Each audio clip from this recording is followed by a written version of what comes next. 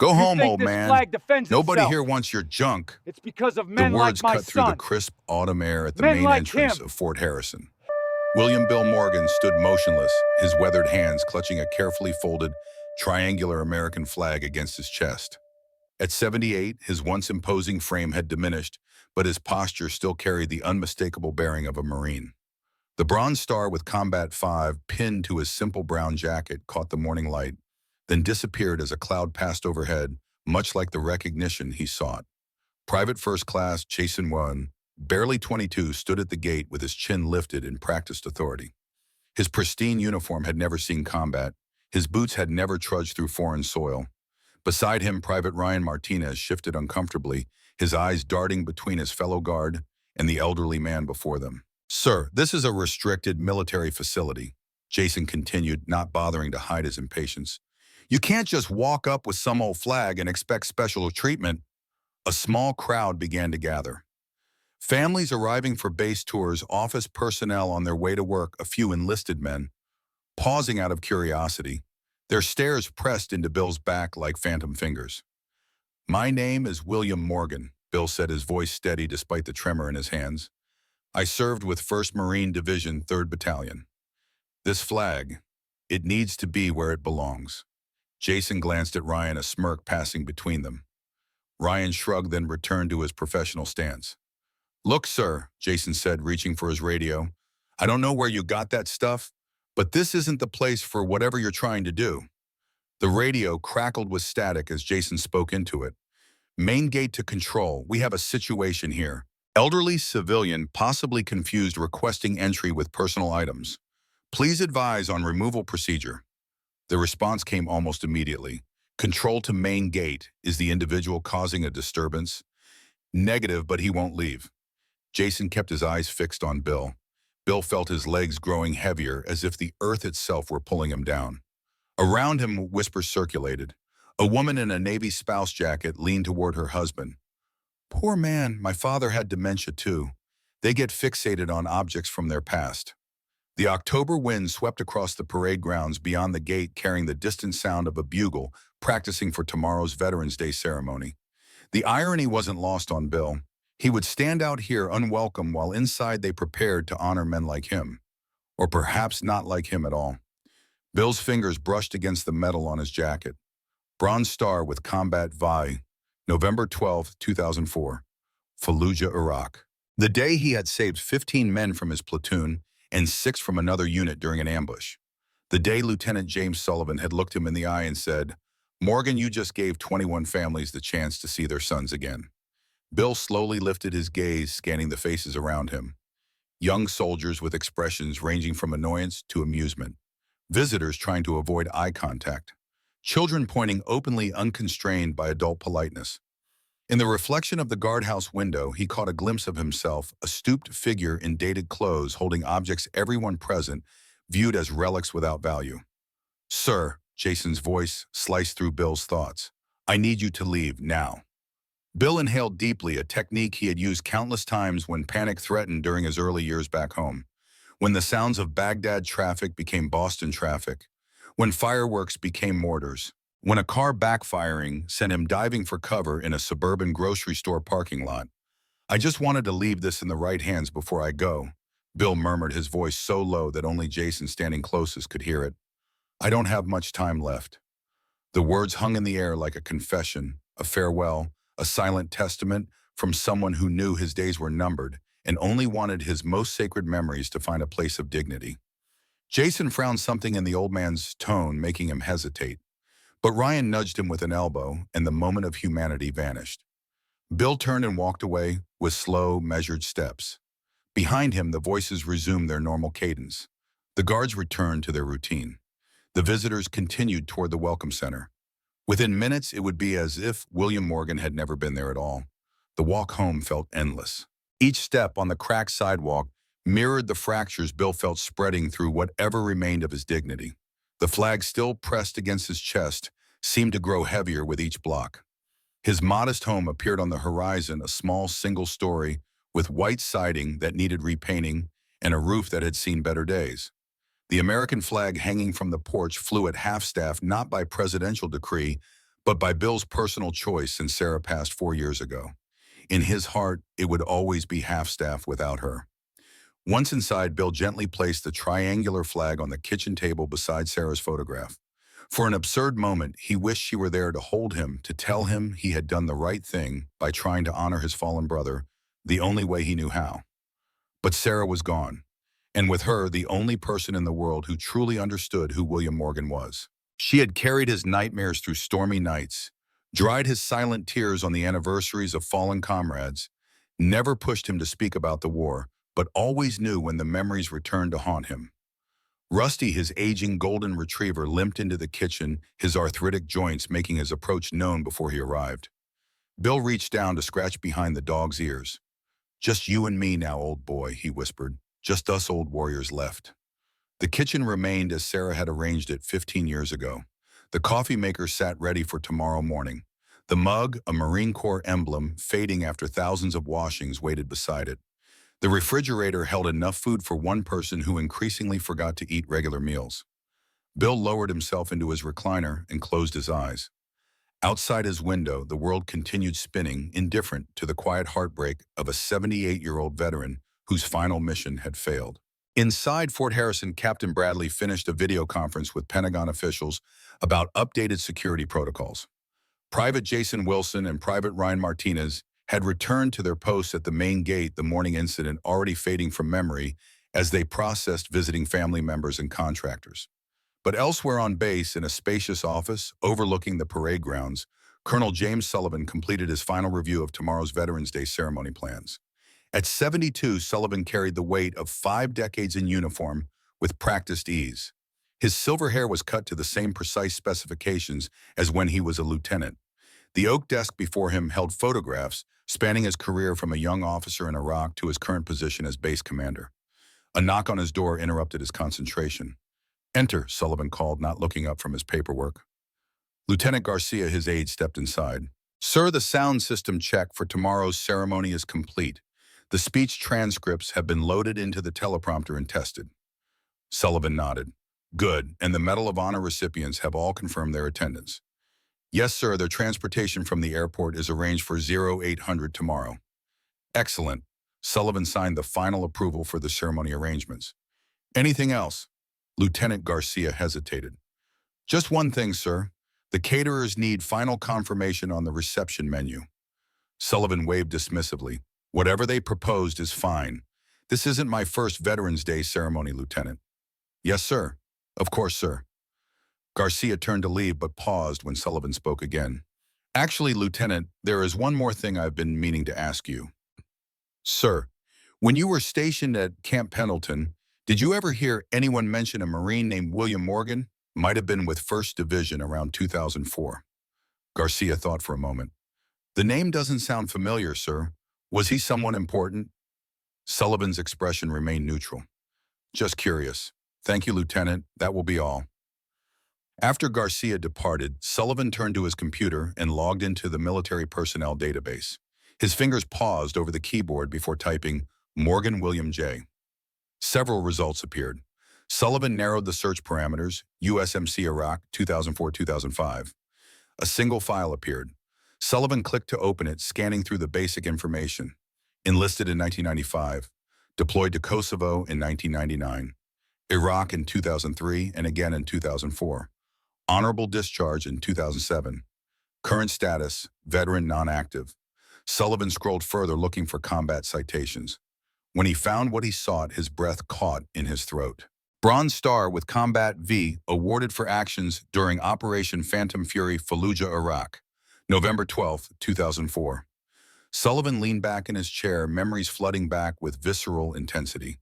The suffocating heat, the constant tension of urban combat, the ambush that had nearly wiped out his entire platoon until a Marine sergeant from another unit had appeared like a guardian angel drawing enemy fire while the wounded were evacuated. He clicked to open the full citation and began reading, his eyes widening with each paragraph. Sergeant William J. Morgan distinguished himself by extraordinary heroism while serving as squad leader 3rd Platoon Kilo Company, 3rd Battalion 1st Marines during Operation Phantom Fury in Fallujah, Iraq. When informed that a Marine platoon was pinned down by heavy enemy fire, Sergeant Morgan voluntarily led his squad through 6 blocks of enemy-controlled territory to provide assistance. Upon arrival, he found multiple casualties and the remainder of the platoon trapped in exposed positions. With complete disregard for his own safety, Sergeant Morgan moved across open terrain under intense enemy fire to establish a base of fire, allowing the wounded to be evacuated. During this action, his squad suffered 3 casualties, yet he continued to engage multiple enemy positions. When his primary weapon malfunctioned, Sergeant Morgan retrieved a light machine gun from a wounded Marine and continued his one-man assault on enemy positions.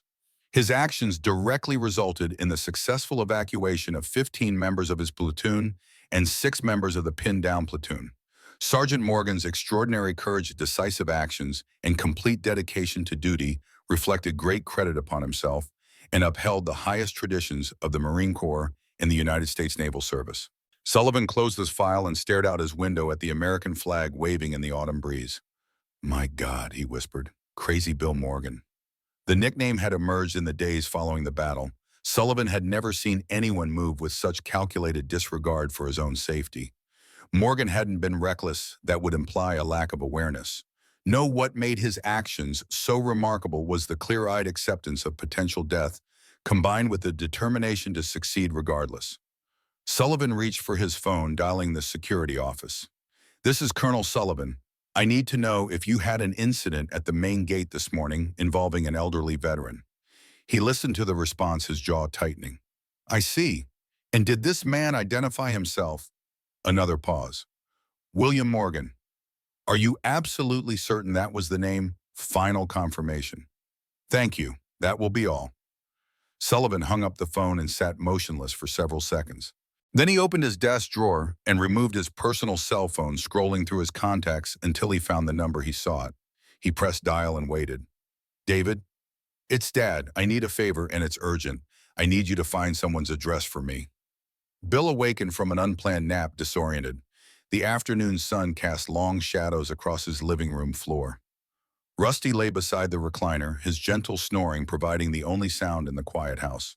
The television remained off. Bill rarely watched it since the news only seemed to bring stories of a world he no longer recognized. He rose stiffly and made his way to the kitchen for a glass of water. The triangular flag still rested on the table, a silent reminder of his failed mission.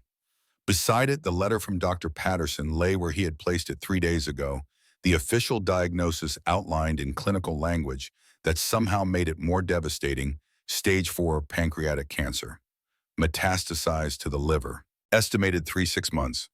Bill had received the news with the same stoicism he had shown throughout his military career. No outbursts, no desperate bargaining with the universe. Just a nod, a handshake with the doctor, and a quiet walk home with the weight of his mortality pressing down on his shoulders. The diagnosis had sparked an urgency to complete unfinished business. He had made arrangements for Rusty to live with the Johnson family next door. He had updated his will, leaving his modest savings to a Marine scholarship fund, and he had decided it was finally time to fulfill a promise made 20 years ago in the blood-soaked streets of Fallujah. Jake Williams had been the youngest in the platoon, barely 19 when they entered the city. Bright-eyed and earnest, Jake had joined the Marines straight out of high school in Nebraska, carrying the flag his grandfather had received after serving in Korea. "For luck," he had told the others. "Grandpa came home with it. So will I." Jake didn't come home. Neither did the flag until months later when it was sent to Bill, along with Jake's personal effects in a letter. "Sergeant Morgan, if anyone deserves to keep this, it's you." Jake would have wanted the man who tried to save him to have it. "But someday when you're ready, please make sure it ends up somewhere people will remember what it means, what he gave for it, what you all gave." It was signed by Jake's mother. Bill had kept the flag for 20 years through his return to civilian life, through countless moves, through Sarah's cancer and death. And now, facing his own mortality, he had decided the flag needed a proper home, a place where Jake's sacrifice would be remembered. Fort Harrison had seemed the logical choice. A permanent display, perhaps. Something to remind future generations that freedom came at a cost. That behind every folded triangle of fabric was a story of someone who never came home. But he had failed. The young men at the gate couldn't possibly understand the weight of what he carried. How could they? They saw an old man with an old flag, nothing more. Bill returned to his bedroom, opening the closet where Sarah's clothes still hung on one side untouched since her passing.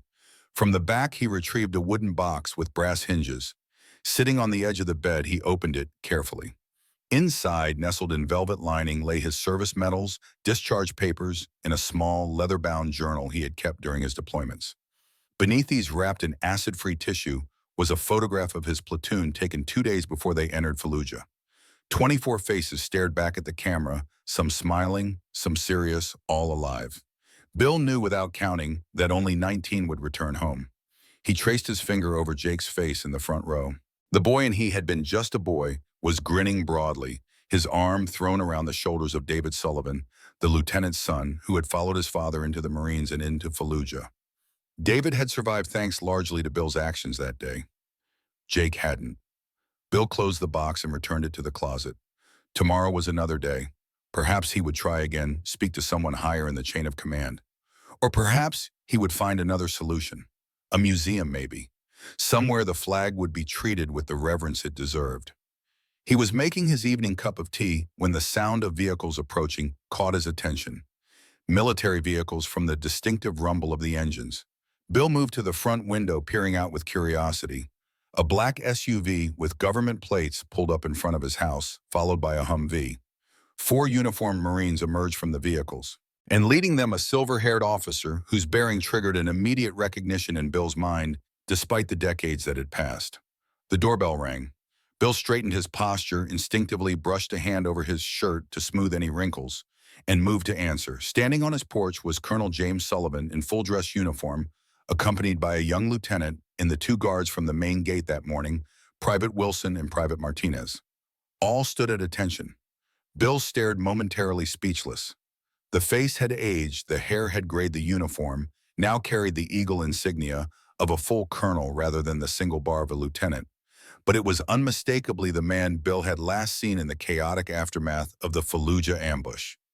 "Morgan," Sullivan said, his voice thick with emotion. "William Morgan." The 2 men locked eyes in a moment that collapsed 20 years into nothing. They were back in that Iraqi street, covered in dust and blood, the sound of gunfire still echoing through damaged buildings. Sullivan stepped forward and executed a formal salute. The other Marines followed suit. "Staff Sergeant William Morgan," Sullivan said formally, "on behalf of the United States Marine Corps and a very grateful nation, I have come to personally apologize for the reception you received this morning." Bill returned the salute, automatically, muscle memory taking over where conscious thought failed him. "Colonel Sullivan," Bill managed, "I didn't expect. How did you find me?" Sullivan's professional demeanor softened slightly. "When these men reported turning away a veteran named William Morgan at the gate, I could hardly believe it could be the same Morgan from Fallujah.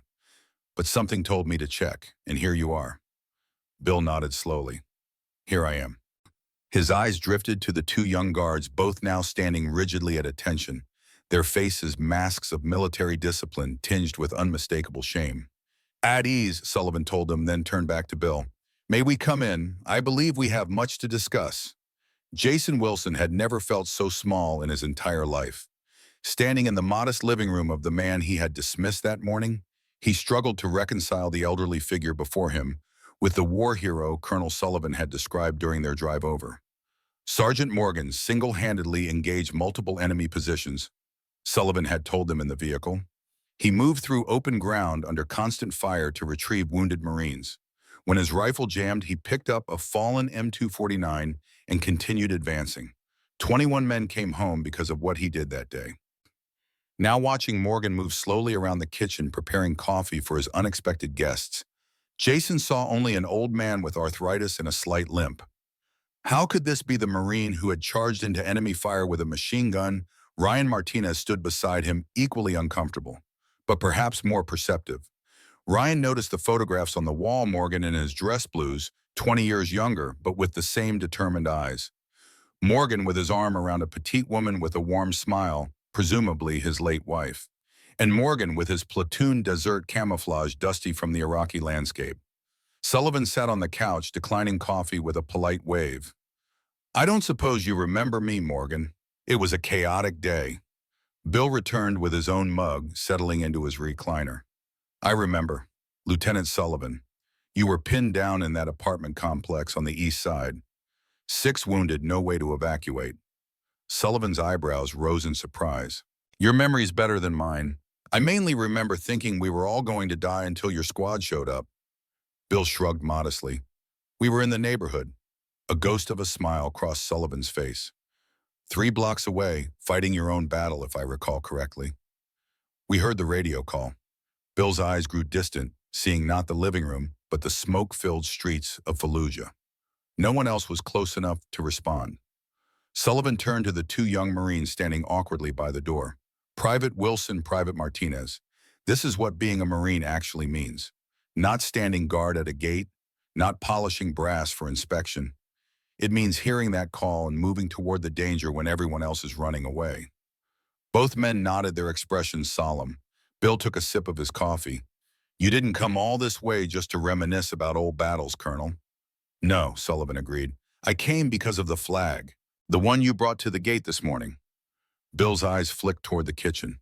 Jake's flag. I promised his mother I'd find it a proper home. Jake Williams, Sullivan said softly. I remember him. Young kid always had that Nebraska grin. He was with my son David when the ambush started. Bill nodded.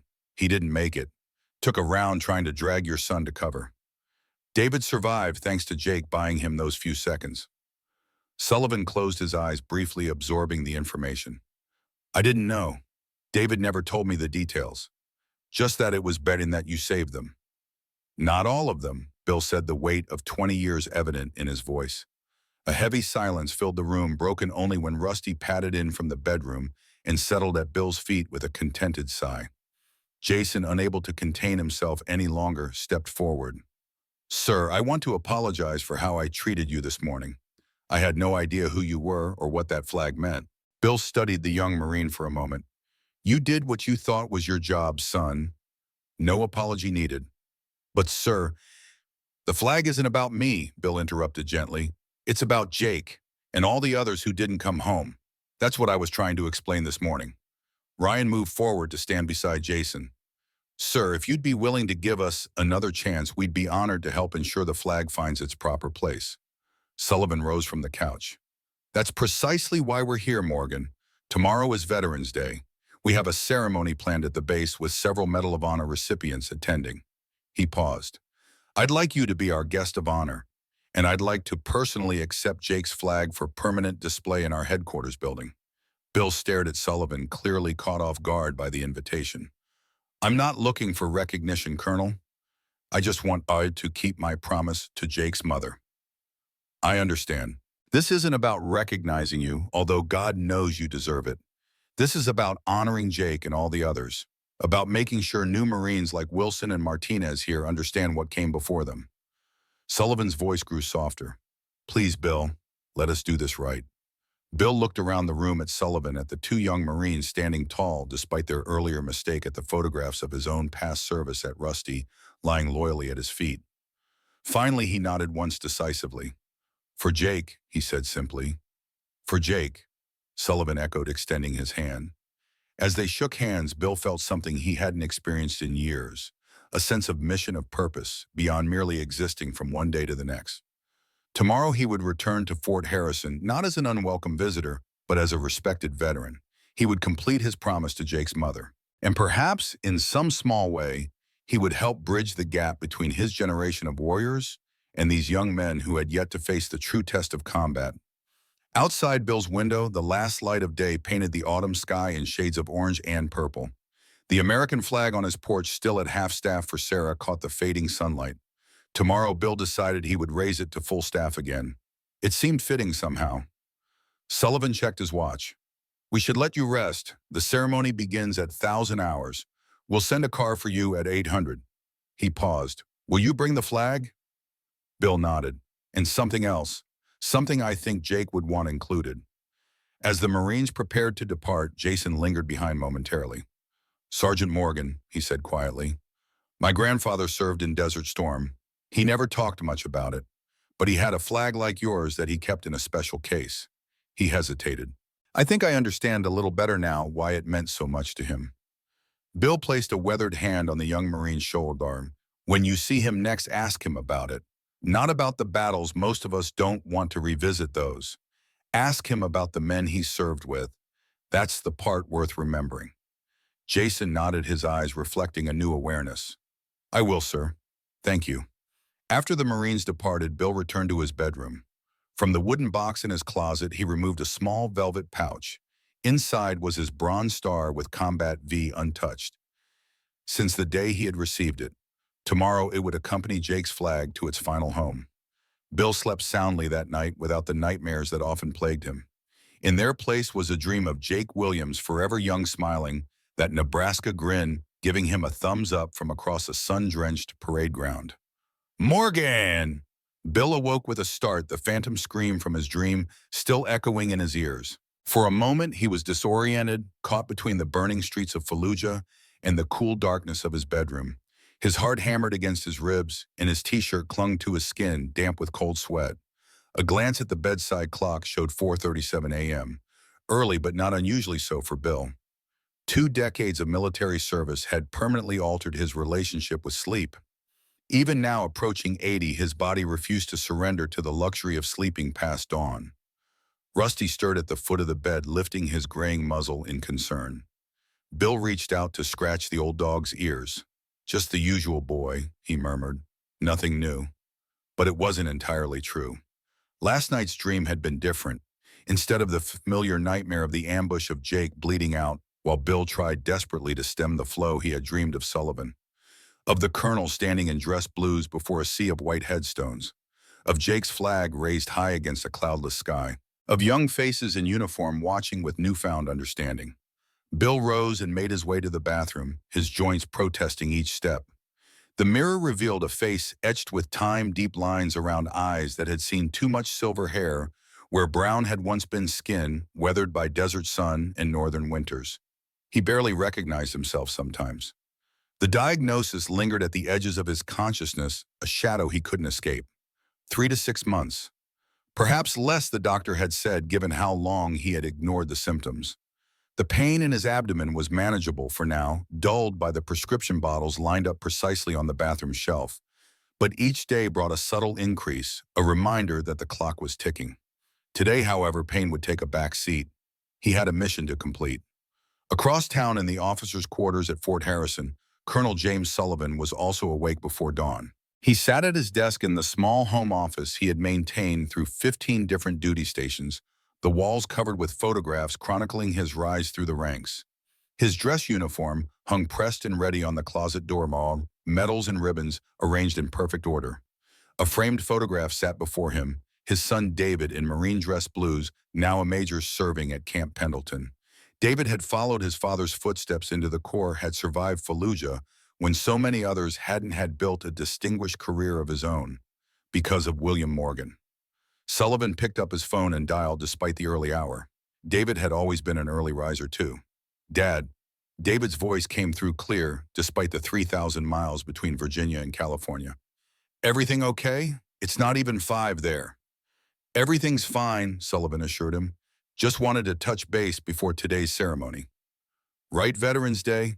Big speeches, brass band, the usual. Sullivan paused, choosing his words carefully. I found him, David, William Morgan. Silence stretched across the connection for several seconds. Morgan, the sergeant from Fallujah, the one who... David's voice trailed off. The one who saved you and 20 others. Yes. Another pause. How? Where? He's been living right here in Easton, less than 5 miles from base. All these years. Sullivan shook his head at the irony. He came to the gate yesterday trying to donate a flag. Jake Williams' flag. Jesus. The word came out as a whisper. Jake, I still see his face sometimes. I know, son. Is he okay? Sullivan hesitated. He's facing his final battle. Cancer. He wanted to find a home for Jake's flag before he runs out of time. And some gate guard turned him away. It wasn't a question. David knew the military bureaucracy as well as his father. 2 young Marines who had no idea who he was or what he'd done.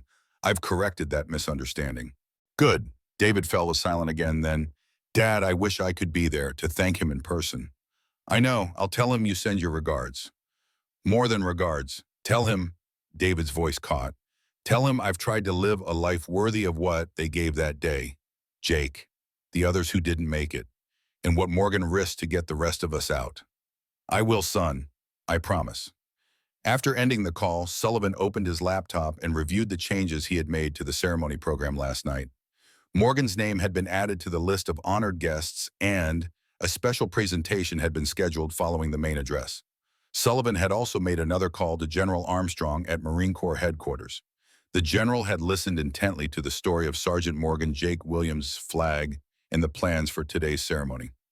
Make it right, James, Armstrong had said. Too many of them fade away without ever hearing our thanks. Sullivan intended to do exactly that. Private Jason Wilson woke to the insistent buzz of his alarm. 5 a.m.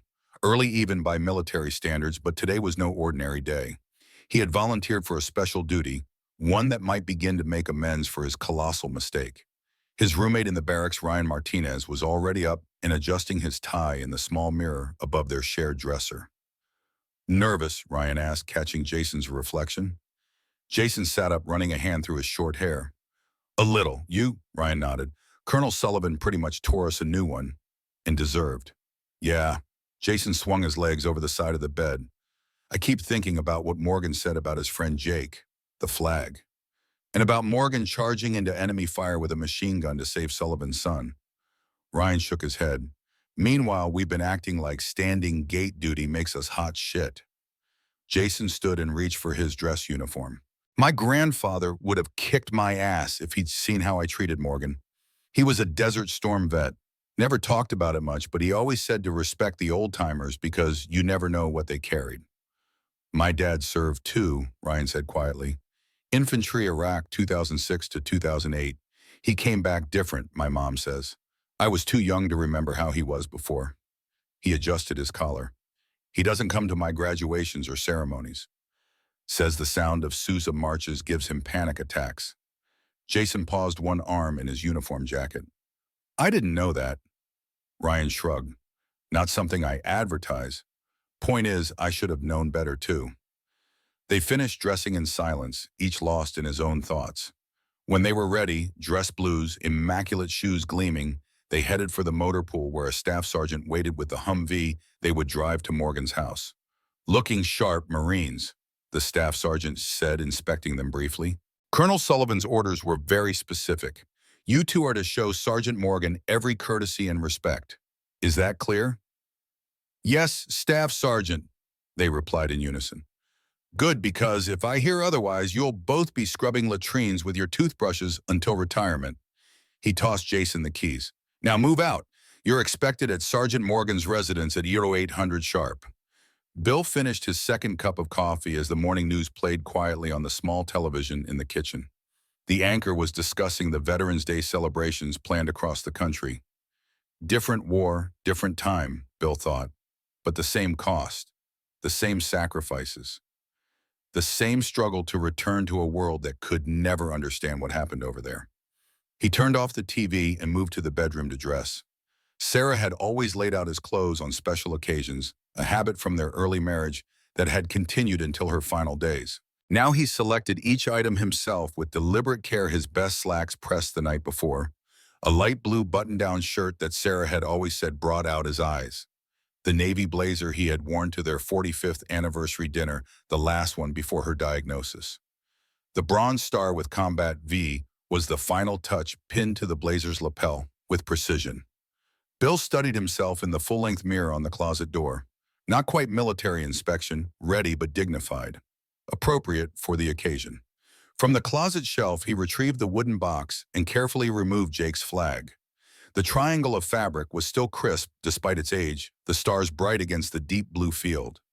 Bill had stored it properly, protecting it from light and moisture, as if it were a sacred artifact. In many ways it was. The clock on the bedside table read 7:45. The Marines would arrive soon. Bill made one final check of the house coffee maker, unplugged Rusty's food and water bowls filled back door locked. Force of habit made him leave a lamp on in the living room, though he expected to return before dark. Sarah's photograph on the mantel caught his eye as he walked through the living room. He paused, touching the silver frame gently. Wish you were here for this, sweetheart, he said softly. You always said Jake's flag needed a proper home. Today it finds one. The rumble of military vehicles approaching pulled Bill back to the present. He straightened his posture, squared his shoulders, and moved to the front door, flag cradled carefully in his arms. Jason guided the Humvee to a stop in front of Morgan's modest home, Ryan in the passenger seat beside him. Both had been mostly silent during the drive, the weight of the day's significance heavy on their young shoulders. "This is it," Jason said, unnecessarily putting the vehicle in park. Ryan nodded, scanning the small house. An American flag flew at half-staff from a pole mounted by the front porch. The yard was neat but simple, a few late-season mums adding color along the walkway. Everything about the place spoke of careful maintenance with limited resources. "You ready for this?" Ryan asked. Jason took a deep breath. "Not really, but that's not the point, is it?" They exited the Humvee in unison, adjusting their covers and straightening their jackets. As they approached the front door, it opened, revealing William Morgan in his blazer and slacks, the Bronze Star prominent on his lapel. In his arms, he held the triangular flag with a reverence that made both young Marines stand a little straighter. "Good morning, Sergeant Morgan," Jason said formally. "Colonel Sullivan sent us to escort you to the base for the Veterans Day ceremony." Morgan nodded once. "Right on time. Good to see punctuality hasn't gone out of style in the Corps." Ryan stepped forward. "May we help you with anything, sir? Any bags or items you need to bring?" "Just this," Morgan indicated the flag. "And one other thing. Wait here a moment." He disappeared back into the house, returning moments later with a small velvet pouch. "All set," Morgan said, pulling the door closed behind him and locking it. The three men walked to the Humvee, Jason moving ahead to open the passenger door. Morgan paused before entering the vehicle, glancing back at his house with an expression the young Marines couldn't quite interpret, something between farewell and resolve. Then he climbed in, settling the flag carefully on his lap, and they were underway. The drive to Fort Harrison took just under 20 minutes. Jason maintained a respectful silence, focusing on the road while Ryan occasionally glanced at their passenger in the rearview mirror. Morgan sat straight and still, his eyes taking in the passing scenery with quiet attention. As they approached the main gate, the same gate where Morgan had been turned away just yesterday, the guard recognized the Humvee and waved them through without stopping. Inside the base, autumn bare trees lined the wide avenues, and buildings dating back to the 1940s stood in orderly rows. A large parade ground formed the heart of the installation, now set up with rows of chairs and a raised platform draped in red, white, and blue bunting. Jason parked in a reserved space near the base headquarters building. As the engine fell silent, Ryan turned in his seat. "Sergeant Morgan, Colonel Sullivan asked us to bring you to his office before the ceremony begins. He wanted to speak with you privately." Morgan nodded. "Lead the way." The three men entered the headquarters building, drawing attention as they passed through the lobby. Word had apparently spread about the special guest attending today's ceremony. Junior officers and enlisted personnel alike paused in their duties to watch the elderly veteran walk by, many coming to attention without being prompted. An aide was waiting outside Sullivan's office. "Sergeant Morgan, Colonel Sullivan is expecting you. Private Wilson and Private Martinez, you're to wait here." Jason and Ryan came to attention. "Yes, ma'am." The aide knocked once on Sullivan's door, then opened it. "Sergeant William Morgan, sir." Sullivan rose from behind his desk as Morgan entered. The two men regarded each other for a moment, the weight of shared history palpable in the air between them. "Thank you for coming, Morgan," Sullivan said, extending his hand. Morgan shifted the flag to his left arm and shook Sullivan's hand firmly. "Appreciate the invitation, Colonel. Though I have to say it's all a bit more than I expected. I just wanted to find a good home for Jake's flag." "And you will." Sullivan gestured to a sitting area in the corner of his spacious office. "Please have a seat. We have about 30 minutes before the ceremony begins." Morgan settled into an armchair, placing the flag carefully on his knees. Sullivan took the chair opposite, leaning forward slightly. "I spoke with my son, David, this morning," Sullivan began. "He's stationed at Camp Pendleton now, a major." Morgan's expression softened. "Good for him. He was a fine Marine even as a young lieutenant. He wanted me to tell you something." Sullivan paused, collecting himself. "He said to tell you that he's tried to live a life worthy of what Jake and the others gave that day, and what you risked to get the rest of them out." Morgan looked down at the flag, his weathered fingers tracing the edge of the fabric. "He doesn't owe me anything. None of you do." "That's where you're wrong, Bill." Sullivan rarely used first names in uniform, but this moment seemed to call for it. 21 men came home because of what you did.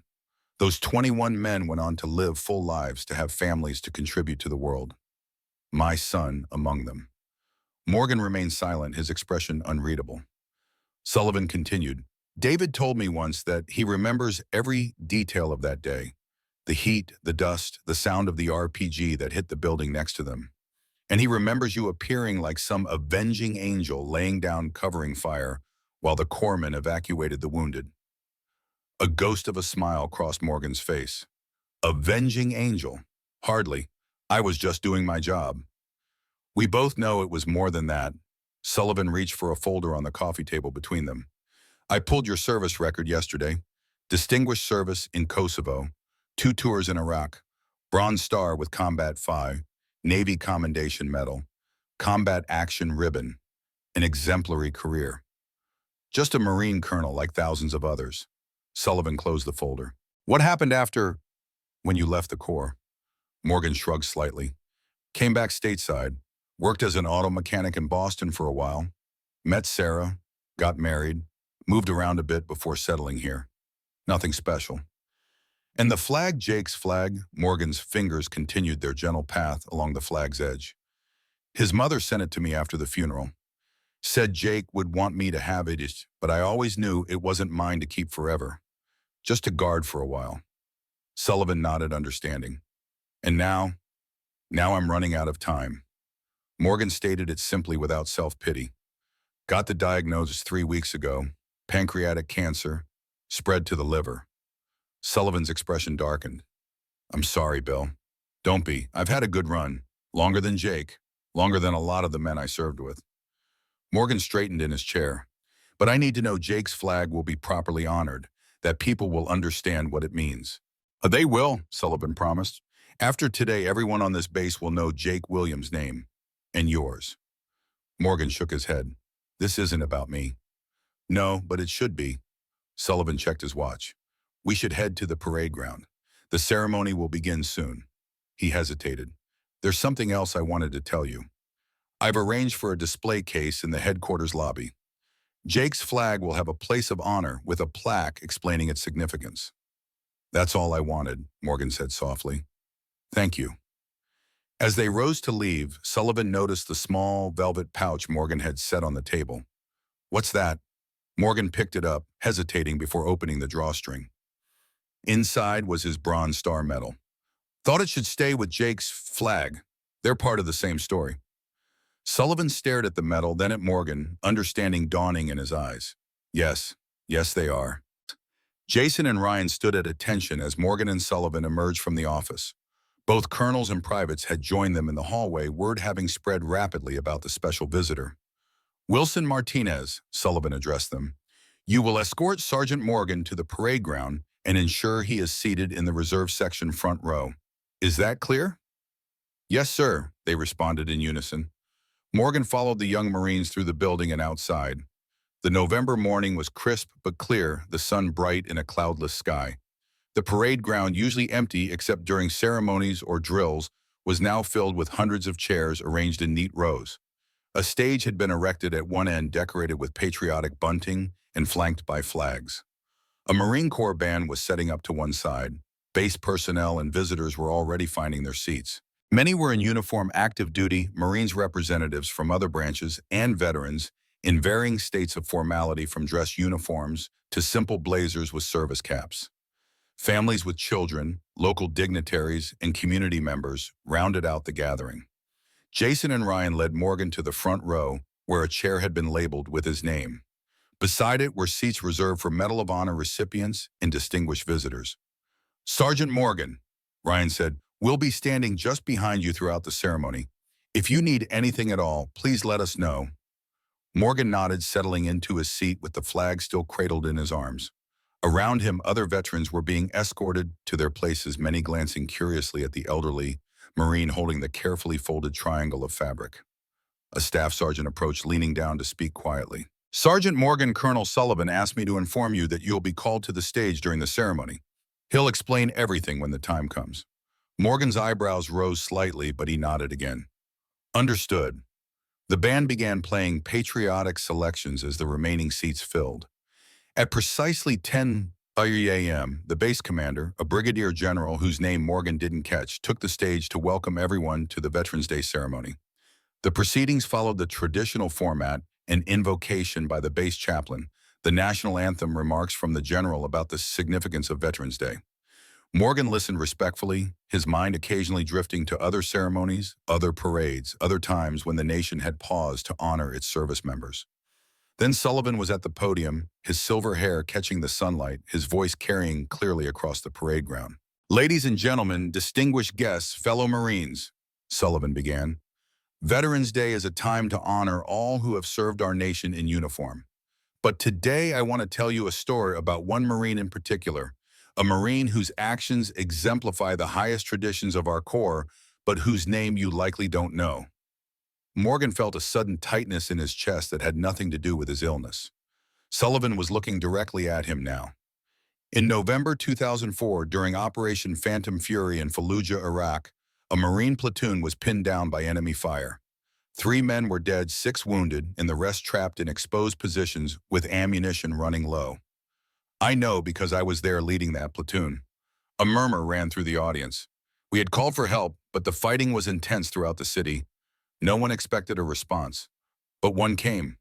Sullivan paused. "Staff Sergeant William Morgan, hearing our distress call, led his squad through 6 blocks of enemy territory to reach our position. Upon arrival, finding the situation dire, he did something extraordinary." Morgan's grip on the flag tightened. This wasn't what he had come for today. He had wanted a quiet handover, a dignified display for Jake's flag. Not this public recounting. Sullivan continued, his voice steady but emotional. With complete disregard for his own safety, Sergeant Morgan moved across open ground under heavy enemy fire. He established a base of fire that allowed our wounded to be evacuated. When his squad took casualties, he continued alone. When his rifle malfunctioned, he picked up a fallen M249 machine gun and pressed forward. The audience was completely silent now, all eyes shifting between Sullivan and the elderly Marine in the front row. 21 men survived that day because of William Morgan's courage, my son David among them. Sullivan's voice caught slightly, but 5 did not, including a young Marine named Jake Williams who died protecting my son. Sullivan gestured toward Morgan. "Sergeant William Morgan is with us today. He came to Fort Harrison yesterday carrying a flag, the flag that had been presented to Jake Williams's family and later given to Morgan by Jake's mother in recognition of his attempt to save her son." Morgan felt rather than saw every eye in the gathering turned toward him. "Sergeant Morgan," Sullivan said formally, "would you please join me on the stage?" For a moment, Morgan wasn't sure his legs would support him, but they did as they always had when duty called. He rose slowly, flag held carefully before him, and made his way to the steps at the side of the stage. Jason and Ryan flanked him, though they didn't touch him, understanding instinctively that the old warrior would want to climb those steps under his own power. Once on stage, Morgan stood at attention beside Sullivan, the flag still cradled in his arms. Sullivan addressed the audience again. "Sergeant Morgan came to our gate yesterday hoping to donate this flag for proper display to fulfill a promise made to Jake's mother 20 years ago. Due to a misunderstanding, he was turned away." A ripple of discomfort passed through the crowd. "That error has been corrected," Sullivan continued. "Today, we not only accept Jake's flag for permanent display in our headquarters building, but also recognize the extraordinary Marine who has been its guardian for 2 decades. Sullivan turned to face Morgan directly. "Sergeant William Morgan, on behalf of the United States Marine Corps, I thank you for your service, your sacrifice, and your unwavering commitment to honoring your fallen comrade." Morgan swallowed hard emotion, threatening to break through his carefully maintained composure. He hadn't expected this, hadn't wanted it.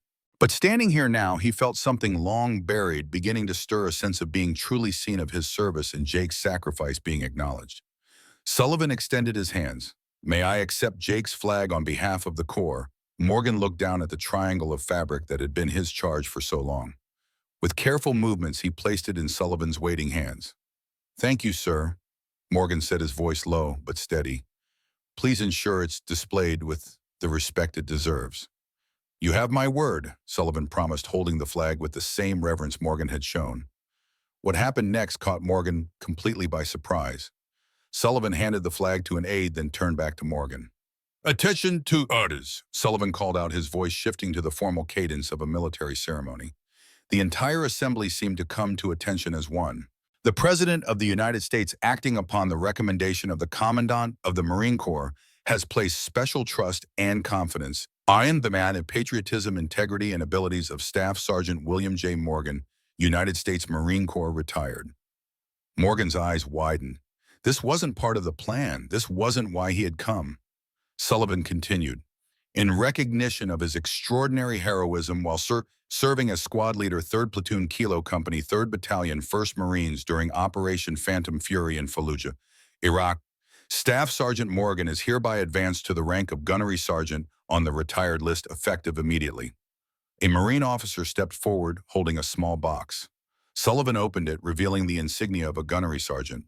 This advancement acknowledges the true level of responsibility and leadership demonstrated by then Staff Sergeant Morgan during combat operations, and corrects an administrative oversight in his service record. Morgan stood frozen, unable to process what was happening.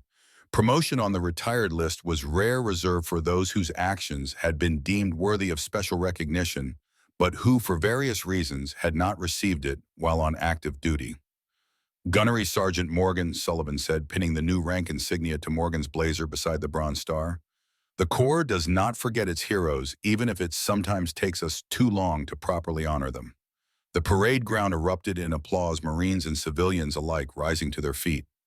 Morgan managed to maintain his composure, though his eyes burned with unshed tears. This wasn't what he had come for, but he would not dishonor the moment with protest. When the applause finally subsided, Sullivan spoke again. Gunnery Sergeant Morgan has one more item to contribute to our display. He gestured, and the aide stepped forward with the velvet pouch. Sullivan opened it, revealing the Bronze Star with Combat V. This medal, earned through extraordinary courage under fire, will be displayed alongside Jake's flag, telling the complete story of that day in Fallujah and the Marines who served with such distinction. Morgan finally found his voice. "If I may, Colonel." Sullivan nodded, stepping aside to allow Morgan access to the microphone.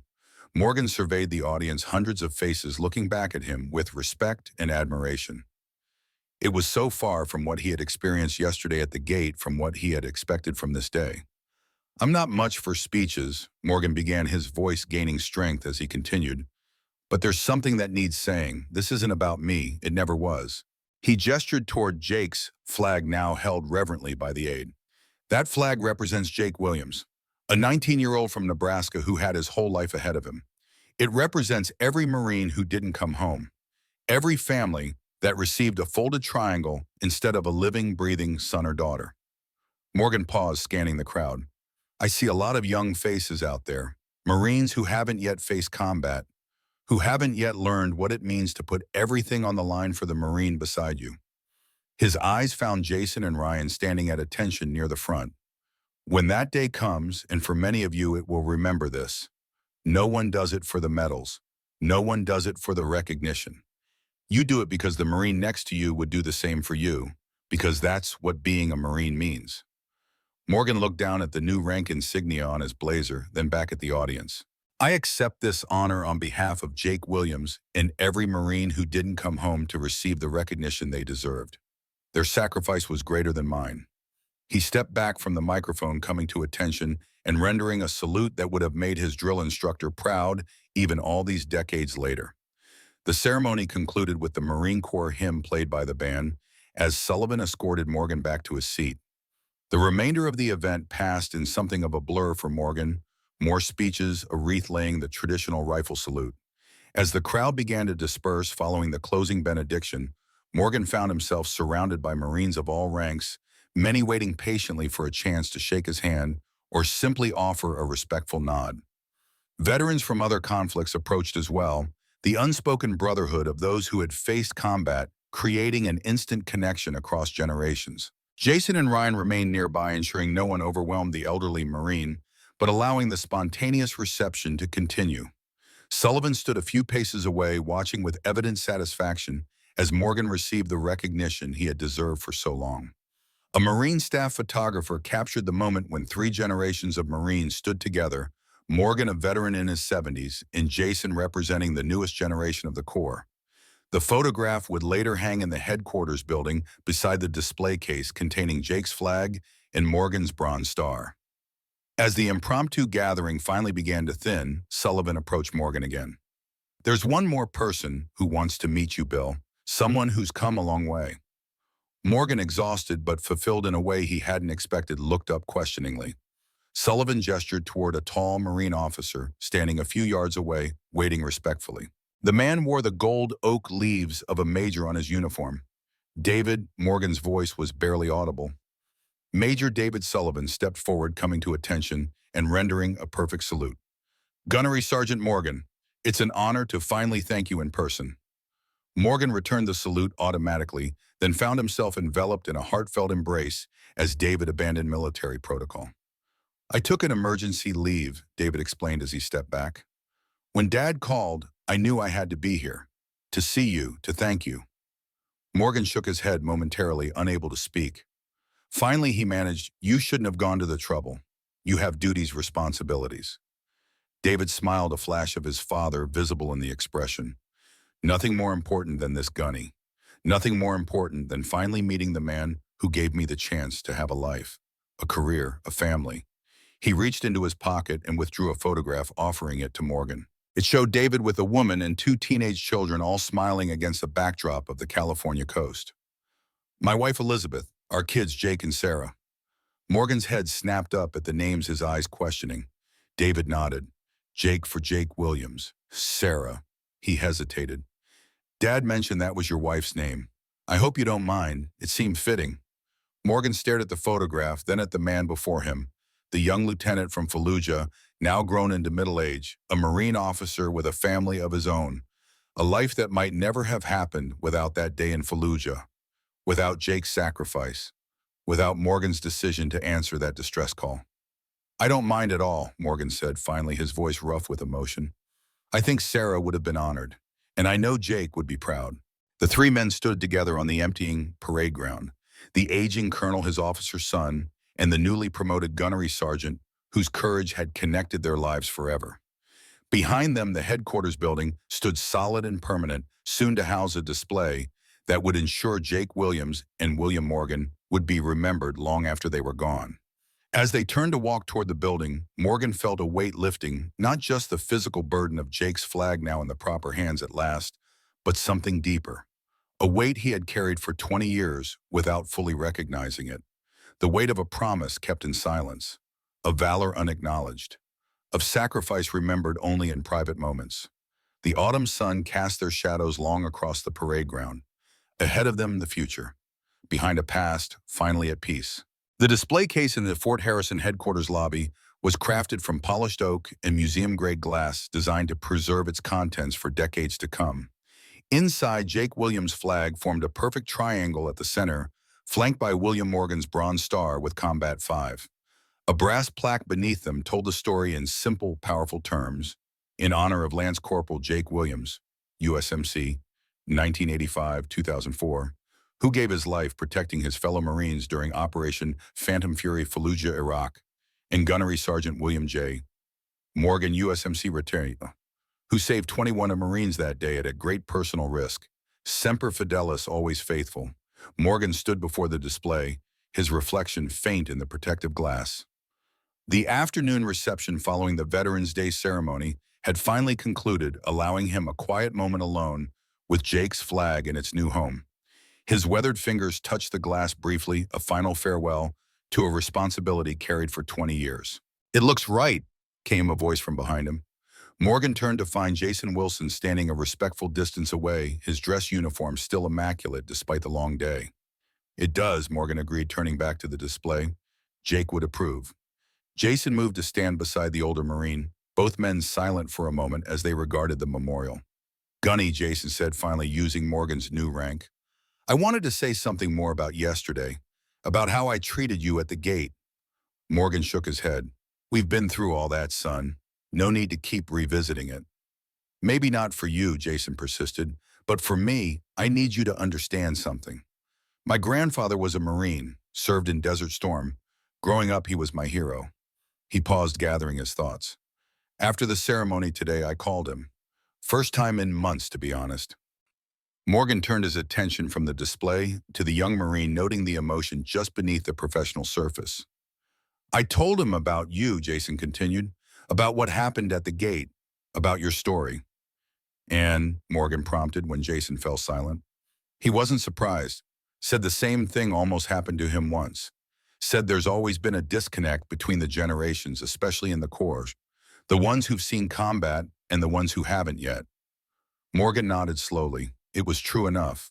The gap between those who had faced enemy fire and those who had not was often wider than the gap between military and civilian life. Your grandfather sounds like a wise man, he said. He is. And he said something else. He said to tell you that men like you, men who did what needed doing without expectation of recognition, you're the real heart of the Corps, the ones who uphold the tradition even when no one's watching. Morgan glanced back at the display weeks at Jake's flag and his own medal. Not entirely without recognition anymore, it seems. No, sir, Jason agreed. Not anymore. They stood in companionable silence for another minute before Jason spoke again. Colonel Sullivan asked me to let you know the car is ready whenever you'd like to return home. Morgan nodded. I'm ready. As they walked toward the building's entrance, Morgan felt a curious lightness. The mission was complete. Jake's flag was home, his promise fulfilled. Whatever time remained to him would be unburdened by that particular obligation. The black SUV that had brought Morgan to the base waited at the curb, Ryan Martinez standing beside it at parade rest. He came to attention as Morgan approached. Gunny, Ryan greeted him. Ready to head out? Yes, Morgan said, then hesitated. Though there is one more stop I'd like to make if possible. Jason and Ryan exchanged glances. Of course, sir, Jason said. Wherever you need to go. The drive to East Lawn Cemetery took only 15 minutes. Morgan directed them to a particular section near an ancient oak tree where simple headstones stood in orderly rows. Ryan pulled the SUV to a gentle stop along the narrow cemetery road. Would you like us to accompany you, Gunny? Ryan asked. Morgan shook his head. No, son, this is a private conversation. I won't be long. He made his way slowly among the headstones until he reached one bearing the name Sarah Elizabeth Morgan, beloved wife, 1946-2020. The polished granite was simple but dignified, much like the woman it commemorated. Morgan stood straight despite the fatigue of the long day, addressing the headstone as if Sarah could hear him. It's done, sweetheart, he said softly. Jake's flag has a proper home now, a place where people will see it and remember, know what it cost. The autumn breeze stirred the few remaining leaves on the oak tree, sending them dancing across the cemetery grounds. You would have enjoyed today, Morgan continued, all the fuss they made, me in the spotlight. You always said Jake's flag deserved proper recognition. He smiled faintly. And they promoted me. Gunnery Sergeant now, if you can believe it. 20 years after the fact. He reached into his pocket and withdrew his challenge coin, running his thumb over the embossed Marine Corps emblem.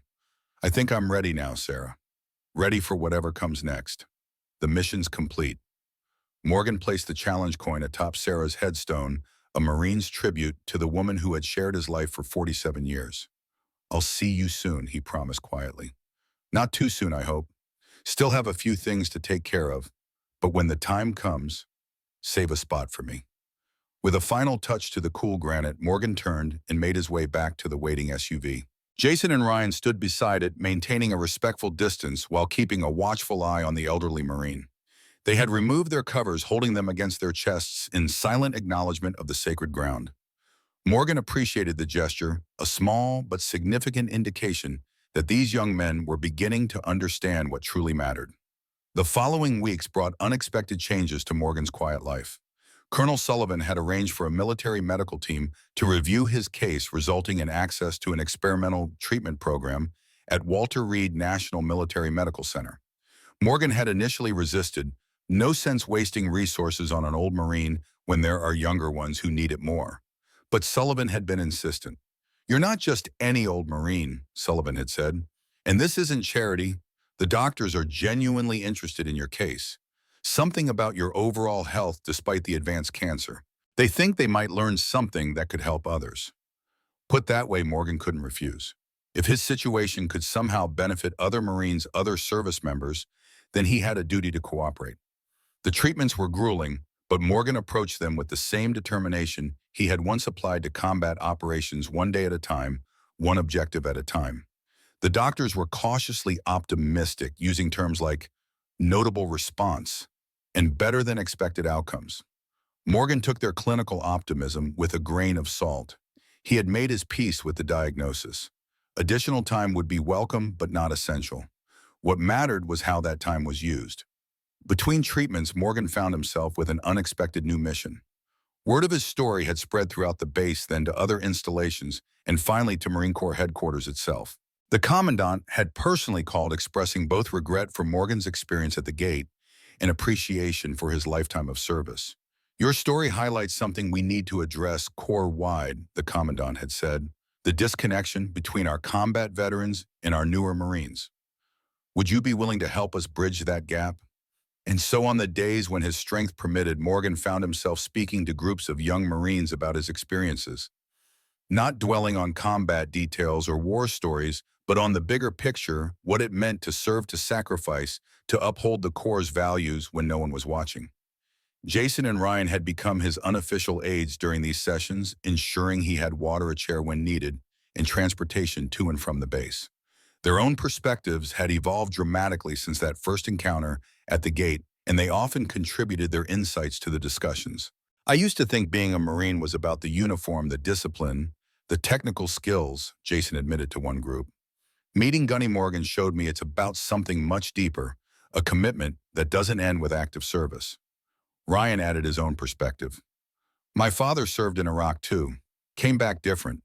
I never really understood until I heard Gunny Morgan speak about Jake Williams, about keeping promises, about honoring those who didn't come home.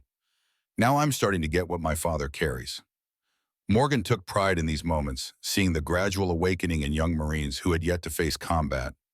Not glorifying war, never that, but helping them understand the deeper bonds that formed under fire, the responsibilities that extended long after the shooting stopped. Sullivan attended one of these sessions, observing from the back of the room with evident satisfaction. Afterward, he approached Morgan as Jason and Ryan helped gather his notes.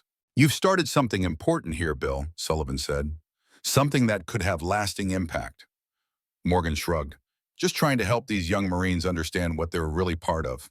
The history, the tradition, the responsibility." Sullivan nodded. "I've been thinking about formalizing this, making it part of the regular training cycle. The Morgan program has a nice ring to it." Morgan shook his head firmly. "No, if you're going to do that, call it the Williams program, or better yet, the Fallujah Legacy program. This isn't about me." Sullivan smiled, always deflecting recognition. "Some things never change. Some things shouldn't," Morgan replied. December arrived with unseasonable warmth, as if winter itself were holding back out of respect for the events unfolding at Fort Harrison. Morgan continued his treatments, continued his talks with young Marines, and continued to be surprised by each additional day granted to him. On a particularly mild Saturday morning, Morgan sat on his front porch drinking coffee from his Marine Corps mug, Rusty dozing at his feet. The flag on his porch now flew at full staff, a change he had made the day after the Veterans Day ceremony. Sarah would understand. A familiar Humvee approached, parking at the curb. Jason and Ryan emerged dressed in civilian clothes rather than uniforms. It was their day off, Morgan knew, which made their appearance unexpected. "Morning, Gunny," Jason called as they approached the porch. "Wilson, Martinez." Morgan nodded in greeting. "What brings you here on a Saturday? Shouldn't you be enjoying your liberty?" The two exchanged glances before Ryan answered. "Actually, Gunny, we were hoping you might help us with something." Morgan raised an eyebrow. "What kind of something?" "A project," Jason explained, "for the Williams program. Colonel Sullivan approved it yesterday." Morgan noted the name change with quiet satisfaction. "What kind of project?" Ryan stepped forward, holding a digital recorder. "We want to document the stories of Marines like you. First-person accounts from different conflicts. Desert Storm, Iraq, Afghanistan. Create an oral history archive for training purposes. And we wanted to start with you," Jason added. "Your experiences in Fallujah, if you're willing." Morgan considered the request. He had never been one to tell war stories, had always maintained that what happened in combat was private, something shared only with those who had been there. But perhaps there was value in breaking that silence, in ensuring that lessons learned at such cost weren't lost to time. Not just combat, Morgan stipulated after a moment. If we're going to do this, we do it right. The whole picture, what it means to serve, what it means to come home, what it means to live with the memories. Jason nodded eagerly. That's exactly what we were hoping for, Gunny. Morgan gestured to the porch chairs. Sit down then. Might as well get started. For the next 3 hours, Morgan spoke into the recorder, telling his story with a candor he had rarely allowed himself. He talked about joining the Marines as a young man seeking direction, about the camaraderie that had become the defining feature of his military experience, about the challenges of reintegrating into civilian life after combat deployments. And finally about Fallujah, about the radio call for help, about the decision to respond despite the risks, about Jake Williams's final moments. He knew he wasn't going to make it, Morgan said, his voice steady despite the painful memory. Too much blood loss. But he held on long enough to make me promise about the flag. His grandfather's flag that he'd brought for luck. Make sure it gets home, he said. Those were his last words. Jason and Ryan remained silent, understanding the sacred nature of what was being shared. I kept that flag for 20 years, Morgan continued. Kept it safe, kept it ready for the day when I could fulfill that promise properly. And now it's where it belongs. Ryan stopped the recorder. Thank you, Gunny. This is exactly what the program needs. Real experiences, real emotions, real lessons. Morgan nodded, feeling strangely unburdened by having shared what he had kept private for so long. Who else are you planning to interview? Colonel Sullivan provided a list of veterans in the area, Jason said. Different conflicts, different experiences. We're hoping to build a comprehensive archive. Good, Morgan approved. Make sure you include some of the less glamorous stories too. Supply clerks, mechanics, cooks. They served just as honorably even if they didn't see direct combat. We will, Ryan promised. As they prepared to leave, Jason hesitated. Gunny, there's something else. Colonel Sullivan asked us to invite you to the Marine Corps birthday ball next week. It's a special one. They're dedicating part of the ceremony to the Williams program. Morgan hadn't attended a birthday ball in decades. The formal celebration of the Corps' founding on November 10, 1775, was a hallowed tradition, but he had always felt it belonged to those still on active duty. I don't know, he began. Colonel Sullivan specifically requested your presence, Ryan added. Said it wouldn't be right without you there. Morgan sighed. Tell the colonel I'll be there. After they left, Morgan remained on the porch reflecting on the unexpected turn his life had taken. 3 months ago, he had received a terminal diagnosis and focused solely on fulfilling his promise to Jake before time ran out. Now here he was involved in a new program that might impact Marines for years to come, tending formal functions, sharing stories he had kept private for decades. All because he had persisted after being turned away at the gate that morning. All because Sullivan had recognized his name and remembered. Sometimes, Morgan mused, the most important missions were the ones you didn't know you were undertaking until they were already underway. The Marine Corps birthday ball was held in the grand ballroom of the Jefferson Hotel in Richmond, an ornate venue befitting the occasion's dignity.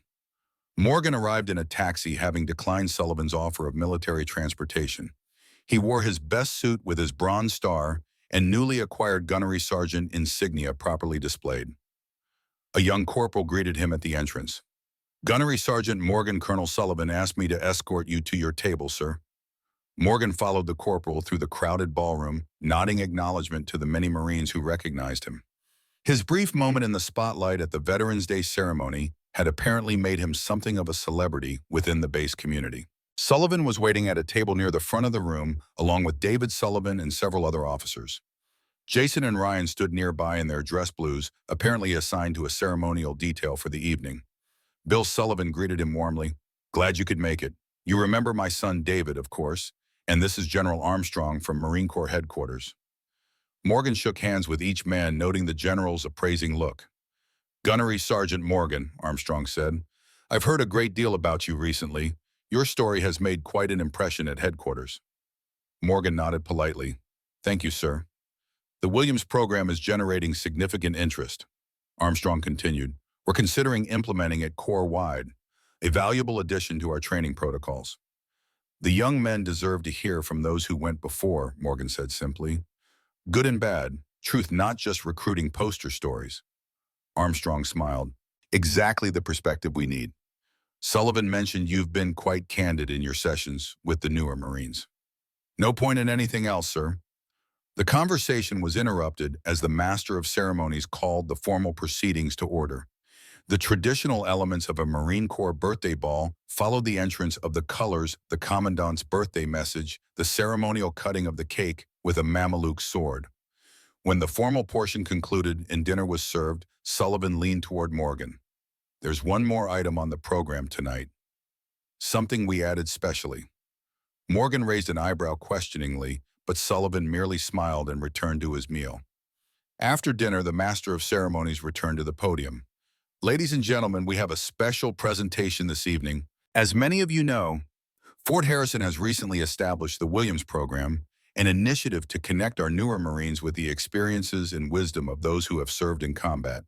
Colonel Sullivan will now tell you more about this important addition to our training protocols. Sullivan rose and took the podium. Thank you. The Williams Program is named for Lance Corporal Jake Williams, who gave his life in Fallujah in 2004 while protecting his fellow Marines. But it might never have come into being without the actions of another Marine Gunnery Sergeant, William Morgan. Morgan shifted uncomfortably in his seat as attention turned his way. Sullivan continued recounting the story now familiar to many in the room: Morgan's initial rejection at the gate, the subsequent recognition in the Veterans Day ceremony. What began as a simple desire to find a proper home for a fallen comrade's flag has evolved into a program that we believe will benefit Marines for generations to come. A screen descended behind Sullivan and a video began to play. Morgan was startled to see his own face recorded during one of his sessions with the young Marines. Being a Marine isn't about the uniform, video Morgan was saying. It's not about the medals or the recognition. It's about a promise you make to your country, to the Corps, and most importantly, to the Marine beside you. A promise that doesn't end when you take off the uniform. The video continued with excerpts from other veterans who had been interviewed for the program, interspersed with reactions from young Marines who had participated in the sessions. When it concluded, Sullivan returned to the podium. The Williams Program officially launches Corps-wide next month. We've already recorded over 50 veterans sharing their experiences, creating an invaluable resource for our newest Marines. He gestured toward Morgan. None of this would have happened without Gunnery Sergeant Morgan's persistence, courage, and willingness to share difficult truths. And so it is my honor tonight to present him with this token of our appreciation. An aide stepped forward, carrying a wooden plaque. Sullivan accepted it and moved to stand before Morgan, who had risen automatically at the approach of a senior officer. Gunnery Sergeant William Morgan, Sullivan read from the plaque, in recognition of extraordinary contributions to Marine Corps training and heritage. Your dedication ensures that the lessons of the past will guide the Marines of the future. Semper Fidelis. Morgan accepted the plaque, momentarily at a loss for words. Finally, he managed, "Thank you, Colonel. But this recognition belongs to all the veterans who have shared their stories, and to the young Marines who have been willing to listen and learn." Sullivan smiled. "Always deflecting, Gunny, but not this time. This one is yours." As Morgan returned to his seat, applause filled the ballroom. He glanced at the plaque in his hands, still struggling to reconcile the events of the past months with the quiet retirement he had envisioned for himself. Life, it seemed, had other plans. The remainder of the evening passed pleasantly as dinner gave way to dancing and more informal socializing. Morgan found himself approached by Marines of all ranks, many expressing appreciation for his contributions to the Williams Program. Near the evening's end, Jason and Ryan made their way to his table during a brief moment when he was alone. "Evening, Gunny," Jason greeted him. "Enjoying the ball." "More than I expected to," Morgan admitted, "though I've had about enough socializing to last me the next decade." The young Marines laughed. "We wanted to show you something," Ryan said, producing a small box, something we had made for the Williams Program. Inside the box was a challenge coin larger and more substantial than the standard military coins exchanged as tokens of recognition and respect. One side bore an engraved image of a Marine in combat gear helping a wounded comrade. The other side showed the Marine Corps emblem with the words "The Williams Program" and "Honoring our legacy, forging our future" encircling it. "We had 100 of them," Jason explained, "one for each veteran who contributes to the program, and one for each Marine who completes the special training module." Morgan turned the coin in his fingers, admiring the craftsmanship. Well done, Jake would approve. The first one belongs to you, Gunny, Ryan said. As the program's founder, whether you'll admit it or not. Morgan started to protest but stopped himself. Sometimes he realized accepting recognition was its own form of service, acknowledging not personal achievement, but the importance of the mission itself. Thank you, he said instead, slipping the coin into his pocket. I'll carry it with honor. As the evening concluded, Morgan found himself standing outside the hotel with Sullivan, waiting for the valet to bring the colonel's car. The night air was cool, but not unpleasant stars visible despite the city lights. Need a ride home? Sullivan offered. Morgan shook his head. Already called a taxi. Should be here any minute. He hesitated, then added, Thank you for tonight, James, for everything, really. Sullivan smiled at the rare use of his first name. You're welcome, Bill, though in truth I'm the one who should be thanking you. For saving my son's life all those years ago. For bringing Jake's flag home. For helping us create something that will benefit the Corps for years to come. Just doing my duty, Morgan said. As a Marine. As a Marine, Sullivan echoed. Semper Fi, Gunny. Semper Fi, Colonel. As Sullivan's car pulled away and Morgan waited for his taxi, he reflected on the strange journey that had brought him to this moment. What had begun as a simple desire to fulfill a promise made to a dying Marine had evolved into something far more significant, a program that would connect generations of Marines, ensuring that hard-won lessons weren't lost to time. Jake Williams' flag was now properly honored. Bill Morgan's service was now properly recognized. And most importantly, the legacy of sacrifice and duty that defined the Marine Corps would continue passed from one generation to the next through the stories of those who had lived it. The taxi arrived and Morgan climbed in, giving his address to the driver. As they pulled away from the hotel, he touched his pocket where the new challenge coin rested alongside the one he had carried for decades. Two symbols of service, of promises kept, of missions completed. The taxi passed the entrance to Fort Harrison, where it had all begun with a rejection at the gate. The sentries stood at attention in their dress blues, the base secure under their watch. Morgan nodded in their direction, acknowledging their duty, even though they couldn't see him through the taxi's windows. Tomorrow would bring another treatment session at the medical center, another opportunity to share his experiences with young Marines, another day in this unexpected extension of service that fate had granted him. Morgan wasn't sure how many such tomorrows remained. The doctors remained cautiously optimistic, but he maintained his own pragmatic assessment of his condition. However many days he had, he would use them well. The mission continued, different than before but no less important. As the taxi turned onto his street, Morgan saw his house in the distance, the porch light he had left on, creating a small beacon in the darkness. The American flag on his porch was illuminated by a spotlight visible even at night, now flying at full staff as it would remain. Home. Not the end of his journey as he had once believed, but simply another waypoint, another beginning. The taxi stopped in front of the house and Morgan paid the driver before making his way up the walkway. Rusty would be waiting inside, loyal as always. Tomorrow would come soon enough with all its obligations and opportunities. For now, though, in this quiet moment between one day and the next, William Morgan allowed himself to feel something he hadn't experienced in a very long time. A sense of completion, of purpose, fulfilled, of peace, well earned.